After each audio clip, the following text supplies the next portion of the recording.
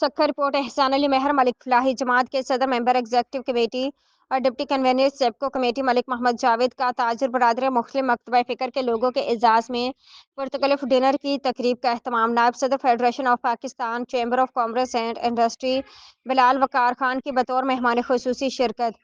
تفصیلات کے مطابق ملک فلاحی جماعت کے صدر ممبر ایگزیکٹو کمیٹی اور ڈپٹی کنوینر سیبکو کمیٹی ملک محمد جاوید کی جانب سے ٹیسٹی ہال بندر روڈ پر ایک تقریب کا انعقاد کیا گیا۔ اس موقع پر مہمان خصوصی کا شاندار آتش بازی اور پھولوں کی پتیاں نچھاور اور ہار پہنا کر استقبال کیا گیا۔ تقریب کا باقاعدہ آغاز قرآن پاک کی تلاوت سے ہوا۔